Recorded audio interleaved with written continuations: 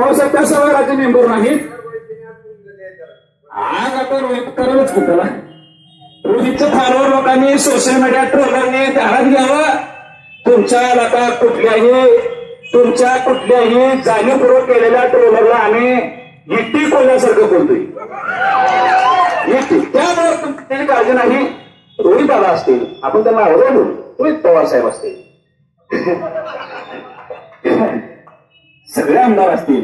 आता तुमच्या सोलापूरातले काय आमदार तर फार पळून जायला तुम्हाला हे सगळं निवेदन घेऊन चाललं. नको नको नको नको अरे ह्या हा पत्र द्यायला काय झालंय असं. अरे एवढं काय घाबराला द्या ना, होऊ द्या की. तुम्हाला मतदान दिले ना मराठ्याने, चला होऊन जाऊ द्या. पण विरोधकांनी कायम दुटप्पी भूमिका सोडावी, मराठ्यांच्या हिताची भूमिका घ्यावी. मराठ्यांमध्ये फूट पडण्यासाठी खतपाणी इथल्या दिलीप चोपलाने सुद्धा करू नये. दिलीप चोपल साहेबांना माझी विनंती आहे की साहेब, तुमची भाषणाने ऐकलेत. तुम्ही कुठली निवडणूक, किती याच्यावर निवडणूक जिंकली, पुन्हा पैपट टाकली, पुन्हा नुसत्याच तोट्या लावल्या. असल्यावर 3-3 टर्म काढण्याचं तसं खोटेपणा तुम्ही सांगायला तुम्ही किती खोटे. पण राजाभाऊ त्यांनी एक स्मारक केलेलं आहे, अनेक विकास कामं सुद्धा केलेली आहेत. मी काय मराठा मंदिर केलेलं आहे.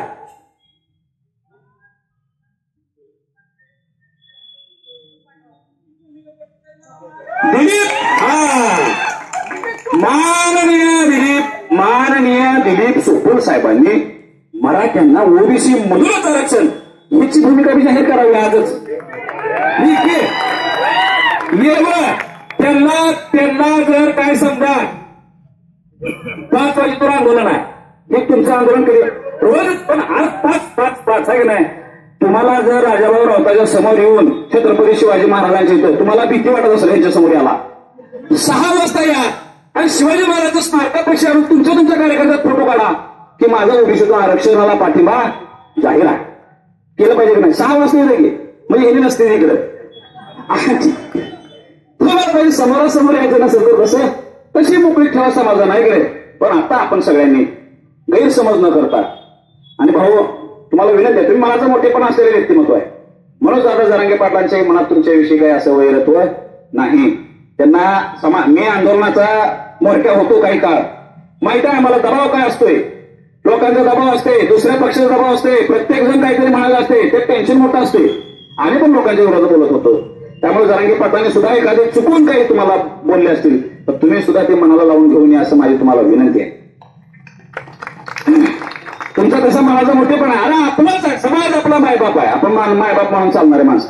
त्यामुळं मी मान्य मनोज दादांना सुद्धा विनंती करतो की आपला हिरा आहे, आपण त्या हिऱ्याला जपलं पाहिजे. ज्यांनी प्रस्थापित आमदार आहे त्याच्या विरोधात वातावरण आता त्या सगळ्या प्रस्थापितांचा टांगापलटी योग्य वेळेत केला जाईल त्याची काळजी नसावी. आम्ही आधी समाजाच्या आहे, मग राजकीय पक्षाच्या आहे. समाजासाठी कधीही राजकीय पक्षाच्या पदाला असं तिलांजली द्यायची तयारी ठेवणारा योगेश केदार आहे. 1 रुपयाच्या मिंजात मी सरकारचं नाही, माझे अजून मी वागणार आहे. गाडीत स्वतः मी चुरमुऱ्यान ही खाणारा माणूस आहे, म्हणून सरकारच्या विरोधात सुद्धा आजपर्यंत बोलायला देणारा माणूस मी नाही, त्याच्या पुढे नाही. आणि मी म्हणून शरद पवारांच्या घरावर जाऊ शकतोय, रोहित पवारांची यात्रा थांबवू शकतोय. तेवढा अधिकार माझा आहे की मी मनोज दादांना सुद्धा विनंती करू शकतोय. आज ही माझं पद टिकून ठेवलेली आहे, म्हणून हा वाद मिटला पाहिजे एवढी एक भूमिका छत्रपती शिवाजी महाराजांच्या चरणात समोर करतो आणि मी 2 शब्द संपतो. आणि आज मला अजून एक विशेष मी तिथं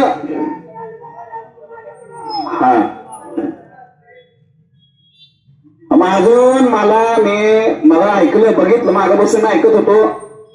इथल्या 18 पगड जातीच्या लोकांनी राजाभाऊ राऊतांना पाठिंबा दिला. अवघा लहुजी सेनेचे जय लहुजी सेनेचा पाठिंबा आहे.